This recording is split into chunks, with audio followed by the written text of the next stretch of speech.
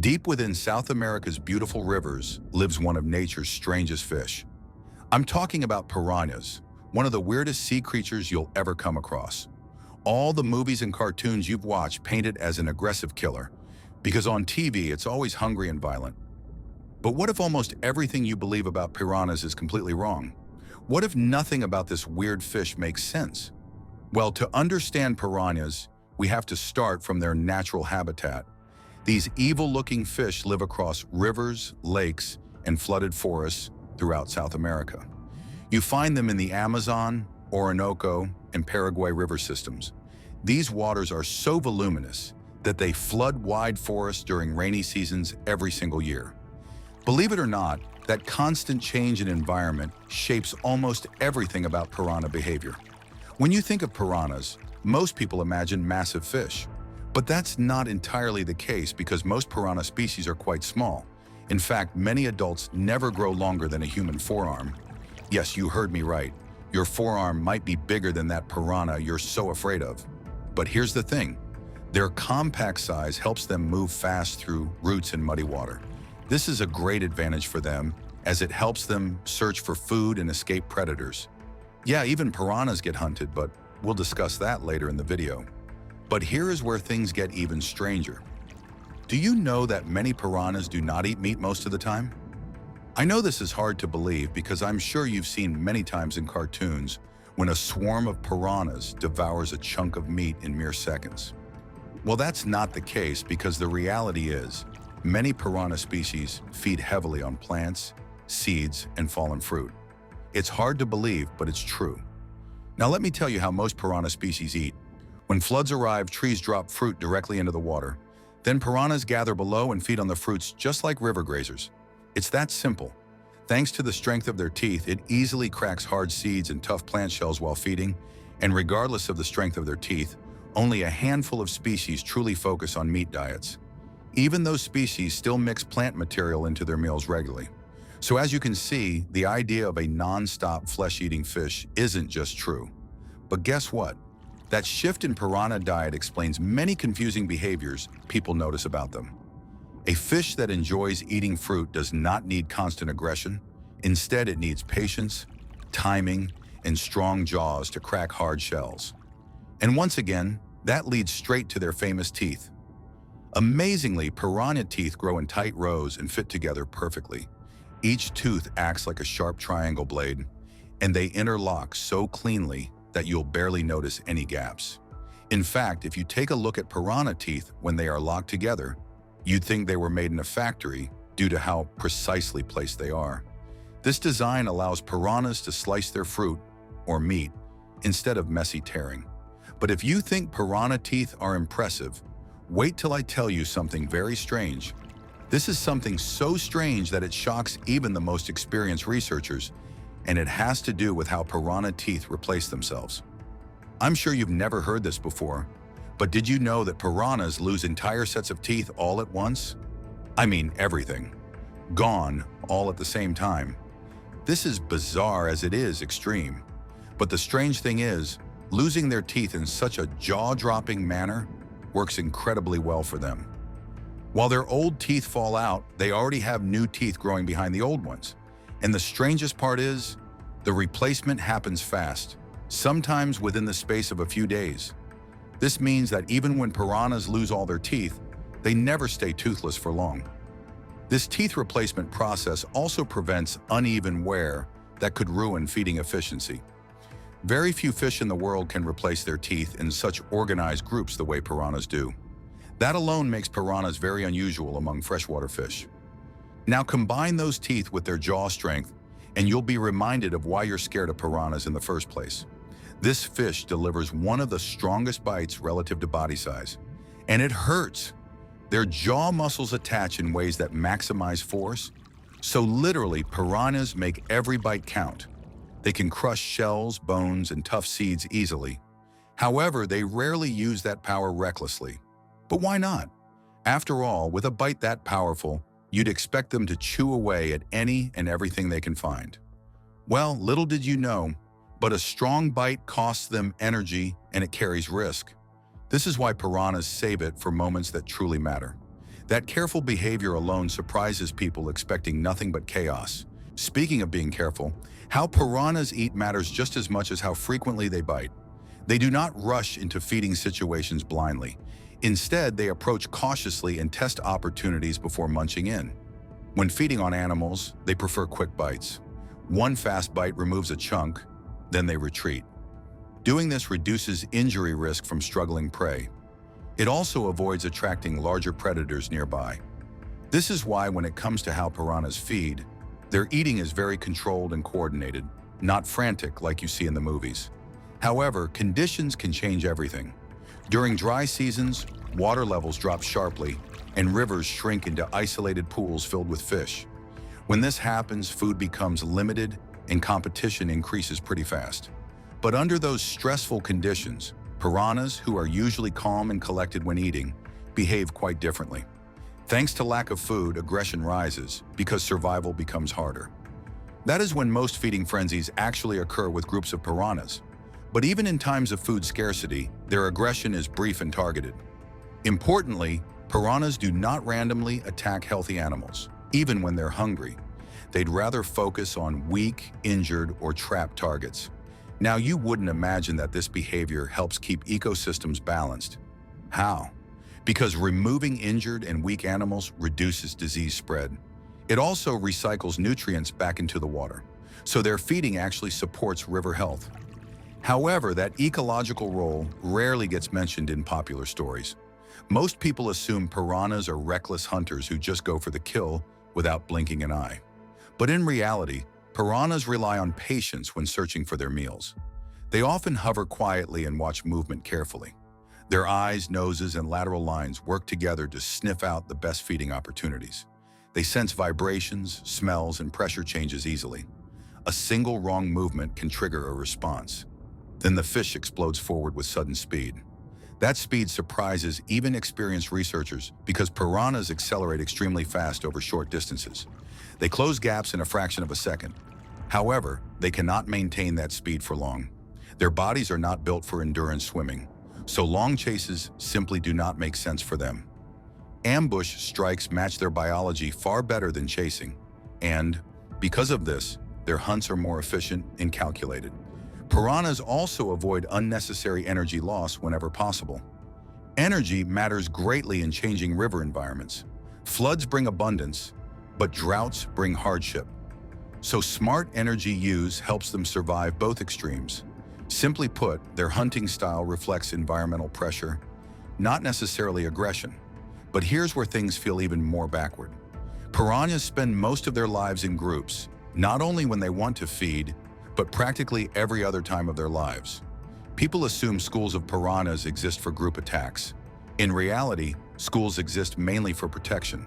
Being alone makes a piranha far more nervous, and solo fish react faster and flee more often. But groups create safety through numbers and confusion. Large predators struggle to target one fish within a school. Movement becomes chaotic and unpredictable, and this reduces individual risk dramatically. So group living increases survival odds for everyone. Interestingly, aggression often drops inside stable groups. Familiar neighbors reduce stress in surprise encounters. That social stability benefits the entire school. Social behavior also helps during feeding. Groups locate food sources faster as they share information through movement and positioning. However, they do not coordinate complex attacks. Each fish still acts independently when feeding. The group simply lowers danger while doing so. This social structure also affects fear responses. Who would have thought that piranhas scare easily, especially from loud splashes? Well, it's true because sudden noise signals danger from predators above. Birds often strike from the surface unexpectedly, so fleeing quickly becomes the safest option. That fear explains why human attacks are rare. Most piranha bites happen under specific conditions. Handling, trapping, or cornering causes defensive reactions.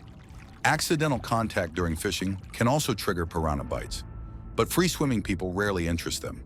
Again, fear guides behavior more than hunger. As groups move through rivers, communication is subtle.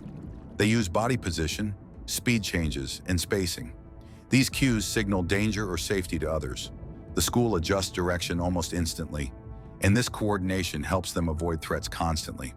It also reduces individual decision-making stress.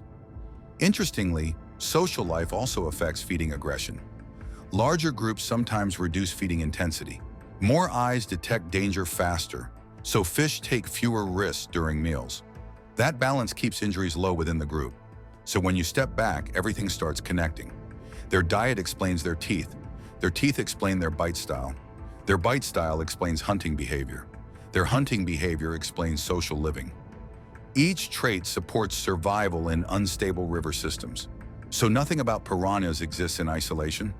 They evolved for flexibility, not constant violence.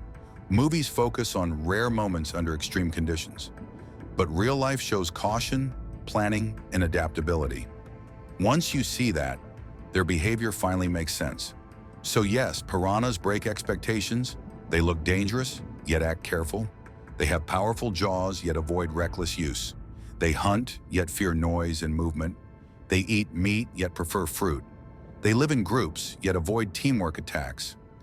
All these contradictions confuse people at first, but together they reveal a highly tuned survivor.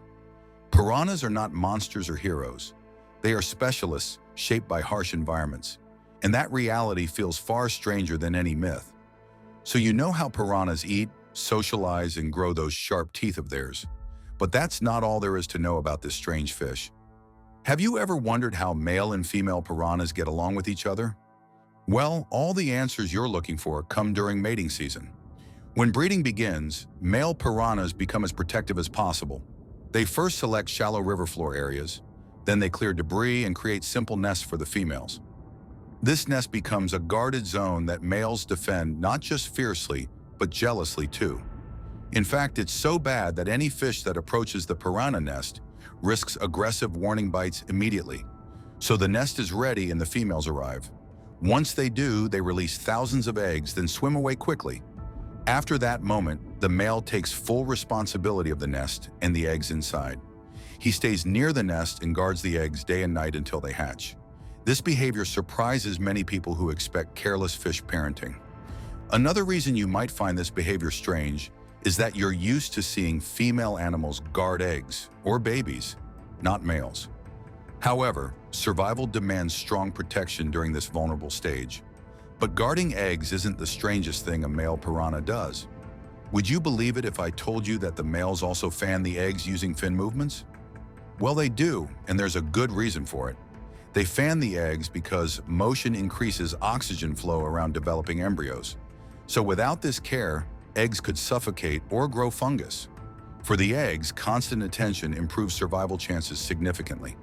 This parental role shows patience rarely associated with male animals, let alone piranhas. But sadly for them, danger does not disappear after the eggs have all hatched. Baby piranhas face threats almost immediately after birth. Birds hunt from above while fish hunt from below. Even adult piranhas may eat smaller ones if food runs low. That is why survival for little piranhas begins with awareness, speed, and staying close together. Young piranhas instinctively group together for protection. Staying close reduces chances of any single fish being targeted. Group movement also confuses predators during sudden attacks. This strategy works better than trying to hide alone. So social behavior starts early and continues throughout life.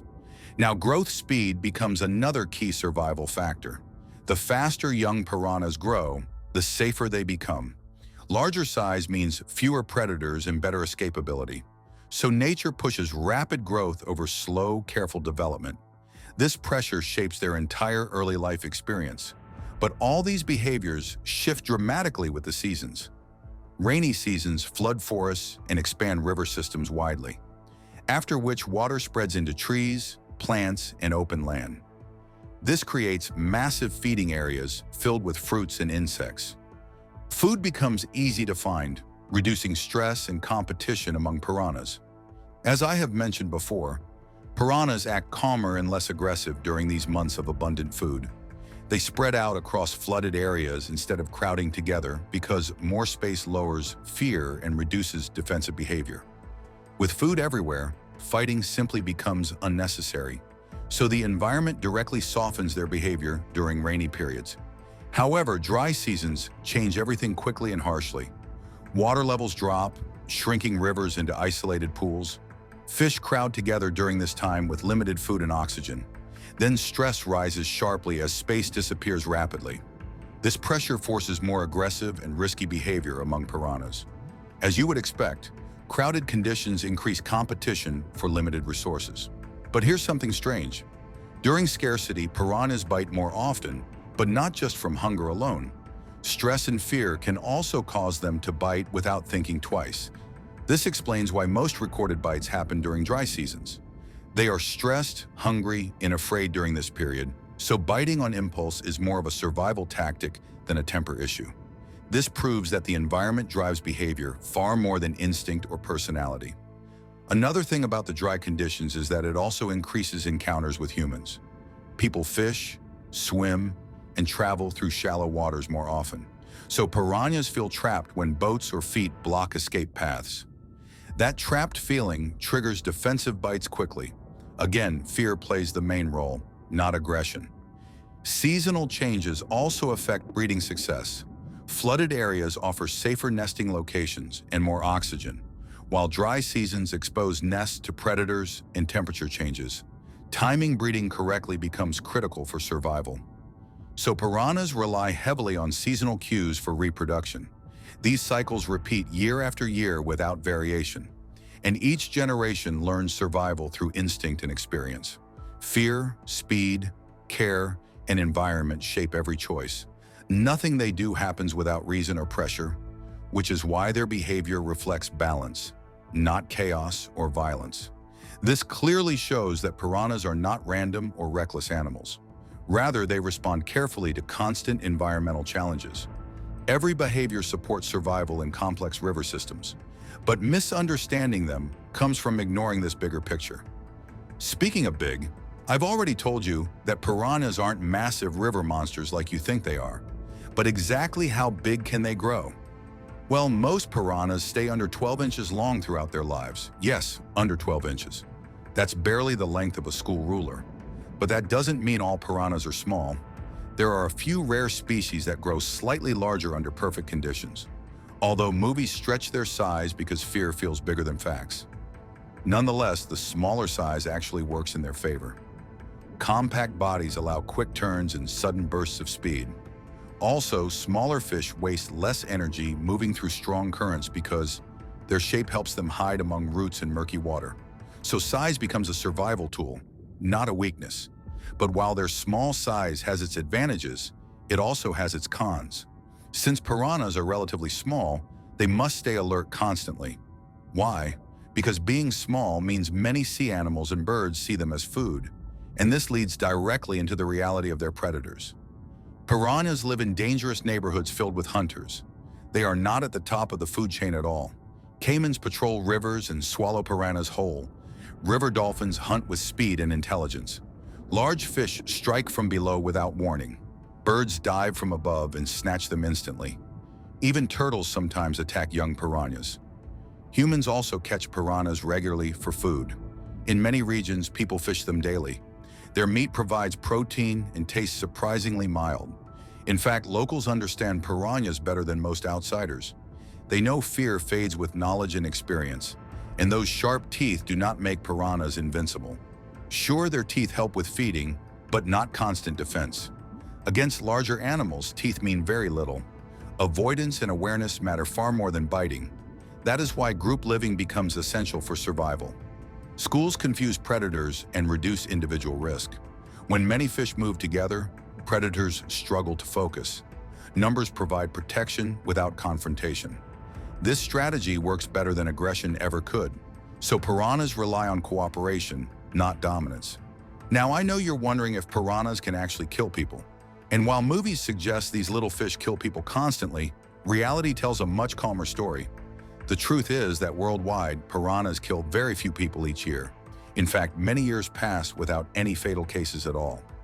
Most reported bites cause minor injuries. These bites happen when fish feel trapped or startled. Serious injuries usually involve extreme situations like dry seasons, low water, and careless behavior, which can all increase risk. Even then, deaths remain extremely rare. Respecting wildlife nearly removes danger completely. Avoid splashing wildly during low water seasons. Do not handle piranhas with bare hands, and give them space to escape freely. These simple actions prevent almost every negative encounter. So where does the fear of piranhas come from? It comes from stories, not to statistics. Early explorers exaggerated rare events dramatically. Newspapers repeated shocking tales without verification, and fear spread faster than facts ever could. When movies entered the picture, fear multiplied quickly. Films copied earlier myths without checking science. Each movie pushed piranhas into more extreme roles. And over time, fiction replaced reality completely. As you would expect, public memory locked onto the scariest version possible. Movies also ignored environmental context entirely. They removed seasons, space, and natural behavior. They showed non-stop feeding frenzies without explanation. That version feels exciting, but it is totally wrong. Truth never stood a chance against entertainment, and that misunderstanding causes real consequences. Fear leads to unnecessary killing of piranhas. People see them as threats instead of vital animals. This hurts ecosystems more than people realize, as piranhas play important roles underwater every day. They help balance river ecosystems naturally. By feeding on weak animals, they reduce disease spread. Sick fish disappear before infections spread widely, and this keeps fish populations healthier overall. In fact, nature uses them as underwater cleanup crews. Their diets also recycle nutrients constantly. They eat fruit, seeds, insects, and small animals, and their waste returns nutrients back into the water. Plants and plankton benefit from this cycle, so everything stays connected through piranha activity. Removing piranhas would disrupt entire systems. Other fish populations could explode uncontrollably. Diseases could spread faster through weakened animals, and rivers would lose an important balancing force, so their role extends far beyond fear stories. Even their small size plays into this balance. They eat just enough without dominating ecosystems, and larger predators keep their numbers in check, which creates stability instead of chaos. Understanding their predators helps explain this balance further. Caimans limit piranha populations naturally, dolphins remove faster and smarter individuals, and birds target shallow water groups frequently. Each predator shapes piranha behavior over time, and because danger comes from every direction, caution becomes essential. Piranhas stay alert and responsive constantly. This awareness keeps populations healthy and adaptable. Fear becomes a tool, not a flaw, because nature rewards those who respond quickly. Now, when people claim piranhas act senselessly violent, context matters. Remove natural pressures and their behavior changes fast. Movies ignore this entirely, showing constant chaos, forgetting that real rivers operate on cycles and balance. Behavior shifts with water levels and seasons, and understanding this removes much of the mystery. The question now is, why does the myth about piranhas still survive? Well, fear sticks harder than calm explanations. Sharp teeth create strong emotional reactions. Movies reinforce those reactions repeatedly, and facts struggle against dramatic storytelling. However, learning the truth changes perspective quickly. Seeing piranhas as small, cautious fish feels surprising. Realizing they fear predators reshapes everything. Also, understanding their ecosystem role adds respect, and fear slowly turns into curiosity instead. Without a doubt, piranhas are not villains or heroes. They are animals responding to pressure and opportunity. Their size, predators, and behavior all connect, because nothing exists in isolation underwater. Everything influences everything else. Once you accept that, the myth about piranhas loses power, and they become more fascinating instead of frightening. And just like that, nothing about them feels senseless anymore.